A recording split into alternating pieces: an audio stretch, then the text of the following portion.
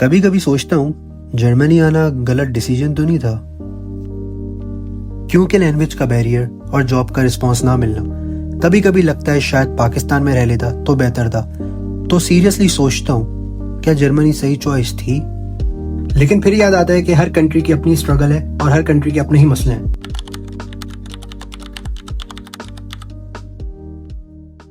Hello everyone, this is on. और आजकल Facebook और सोशल मीडिया ग्रुप्स पे एक सवाल बहुत घूम रहा है कि क्या जर्मनी 2025 में मूव करना वर्थ इट है। बिकॉज जर्मनी में जॉब्स नहीं है, जर्मनी में रिसेशन बहुत हाई है, जर्मनी में इन्फ्लेशन बहुत ज़्यादा बढ़ चुकी है और उसके साथ साथ अकोमोडेशन मिलना भी बहुत मुश्किल हो चुका है। And speaking of accommodation, let me introduce with our today's sponsor Amber Student. First of all I am thankful to Amber Student for sponsoring this video, because सबसे बड़ा स्ट्रेस होता है जब आप जर्मनी मूव कर रहे होते हो। आपके दिमाग में बातें चल रही होती हैं कि आप कहाँ रहोगे, रेंट क्या होगा, आपके साथ स्कैम तो नहीं हो जाएगा। और ये कुछ चीज़ें वो होती हैं जो आपको मजीद ओवरथिंक करने पे मजबूर कर देती हैं कि आप मूव करो या ना करो।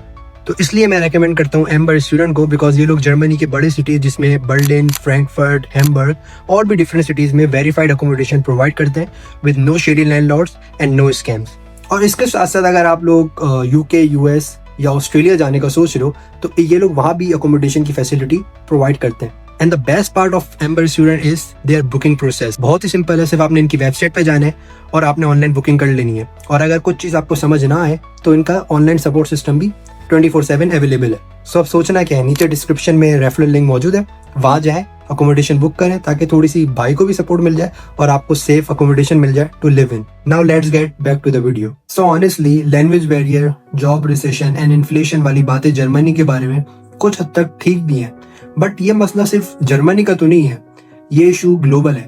तो करते हैं कंपेयर कुछ और कंट्रीज को जर्मनी के साथ। तो सबसे पहले हम बात करेंगे यूएसए के बारे में, जिसे लैंड ऑफ अपॉर्चुनिटीज भी कहा जाता है। तो यूएसए का जो H1B वीज़ा है वो सिंपली लॉटरी सिस्टम की तरह है, लग गया तो लग गया, नहीं लगा तो फिर नहीं लगा।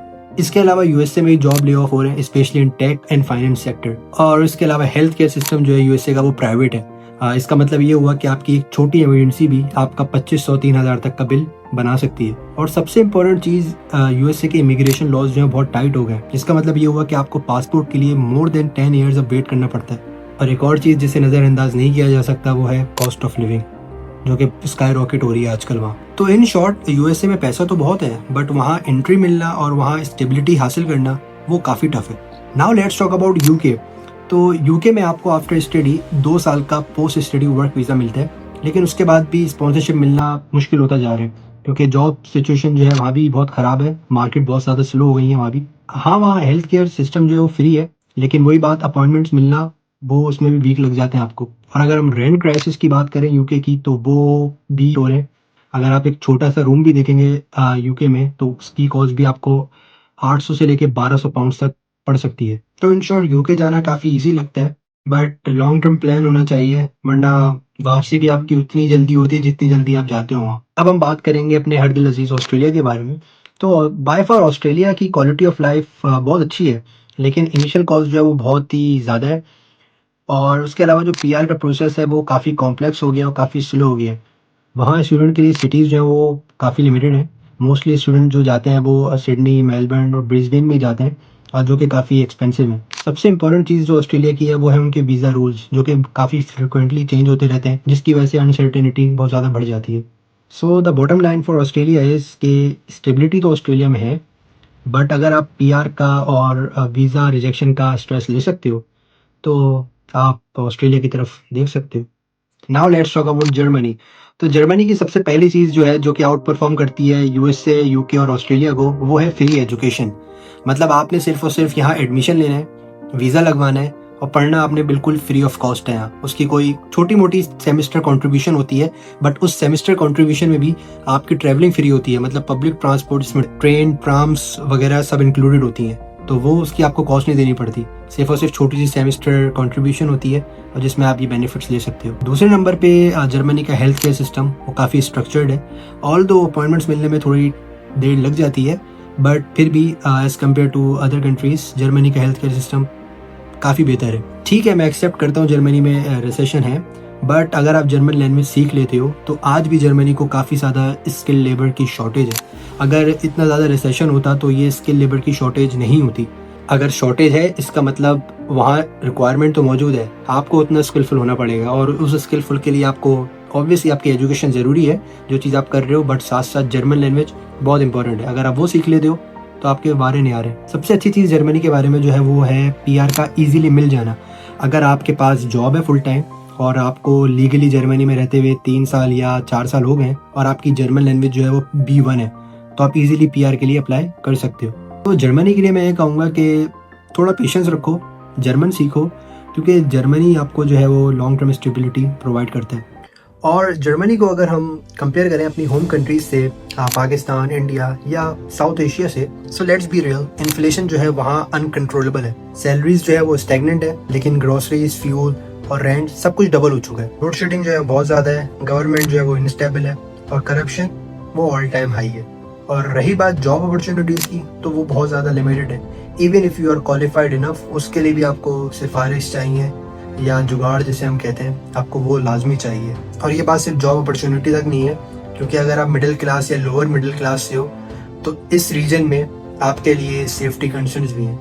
वेयर एज जर्मनी में आपको अपनी ग्रोथ पे काम करने का टाइम मिलता है, बट अगर देखा जाए पाकिस्तान, इंडिया या साउथ एशिया में, वहाँ सिर्फ और सिर्फ आप सर्वाइव कर रहे हो। इसके अलावा जो मेरे लिए मेजर कंसर्निंग बात है और मेरे ख्याल में सबके लिए होनी चाहिए, वो है ग्लोबल वार्मिंग और क्लाइमेट चेंज। क्योंकि ग्लोबल वार्मिंग जो है वो हर साल जो है ज़्यादा हो जा रही है और इवन इन जर्मनी इस साल जो है वो बहुत ज़्यादा गर्मी है। पिछले साल भी थी, लेकिन पाकिस्तान और इंडिया में तो हद से ज़्यादा गर्मी होती है। उसके अलावा जो हमारे नॉर्दर्न एरियाज़ में जहाँ बर्फ़बारी पड़ती है, तो वहाँ भी ग्लेशियर्स जो है वो मेल्ट डाउन होना शुरू हो चुके हैं, जिसकी वजह से फ्लडिंग ज़्यादा हो गई है और आने वाले वक्त में ये और ज़्यादा बढ़ेगी। और उसके अलावा अगर आप बात करें एयर क्वालिटी इंडेक्स की, AQI लेवल की, तो वो भी दिन ब दिन बदतरीन हुए जा रहे हैं। चाहे आप कराची की मिसाल ले लें, चाहे आप लाहौर की मिसाल ले लें या दिल्ली की मिसाल ले लें, तो इन सिटीज़ में भी, चूँकि बड़े सिटीज़ हैं, यहाँ लोग ज़्यादा रहते हैं, तो इसका मतलब ये है कि आप बाकी प्रॉब्लम तो बाय आउट कर सकते हो। जैसे अगर आपके पास लेट से जॉब नहीं है, आपने कोई बिज़नेस कर लिया और उसमें आप सक्सेसफुल हो गए, तो आपने पैसे तो कमा लिए, ठीक है, उस चीज़ से तो आप निकल गए। But what about climate issue, तो उसका क्या करोगे? उसका आप कुछ नहीं कर सकते। तो मेरी नज़र में ये बहुत बड़ा रीज़न है। मैं ये नहीं कह रहा कि जर्मनी जो है वो जन्नत है और यहाँ आते के साथ ही आपको ओवरनाइट सब कुछ मिल जाएगा, क्योंकि मुझे लगता है कि अगर आप सिर्फ और सिर्फ इस उम्मीद में यहाँ होगे कि आपको रातों रात ही सब चीज़ें मिल जाएंगी और रातों रात आप अपनी लाइफ चेंज कर दोगे, तो मेरे ख्याल में फिर आपको डिसअपॉइंटमेंट होगी। बट अगर आप लॉन्ग टर्म सोच रहे हो और तैयार हो to work hard, learn German language और कल्चर को अडॉप्ट करने के लिए, then Germany is still one of the best option you can consider. क्योंकि यहाँ कोई शॉर्टकट नहीं है, लेकिन अगर लॉन्ग टर्म सोचा जाए तो यहाँ फ्यूचर ज़रूर है। क्योंकि free education, health care system, ये ज़्यादा वैल्यूबल जब लगता है जब आप अपनी होम कंट्री की इनस्टेबिलिटी को देखते हो यहाँ से बैठ के, तो आपको रियलाइज़ होता है कि ये कितनी वैल्यूबल चीज़ें हैं जिससे हमारे होम कंट्री के लोग जो है महरूम हैं। तो मेरे भाई, अगर आप पाकिस्तान या इंडिया से हो या साउथ एशिया में किसी भी कंट्री से हो और कंफ्यूज हो कि जर्मनी मूव होना चाहिए या नहीं होना चाहिए, तो मैं बता दूं कि जर्मनी आज भी वर्थ इट है। आपने बस अपने गोल्स क्लियर रखने हैं, क्योंकि ये माइग्रेशन सिर्फ आपकी लोकेशन की नहीं होगी, बल्कि ये माइंडसेट और पेशेंस लेवल का टेस्ट भी होगा। तो भाई, वीडियो पसंद आई है तो वीडियो को लाइक कर दो, कमेंट्स में अपना ओपिनियन ज़रूर शेयर करना और चैनल को सब्सक्राइब करना मत भूलना। और अगर आप जर्मनी मूव कर रहे हो तो नीचे दिए गए डिस्क्रिप्शन में लिंक में आप जाओ और एम्बर स्टूडेंट से अकोमोडेशन बुक करो। हम मिलते हैं किसी दूसरी वीडियो में। Till then, off videos Jain.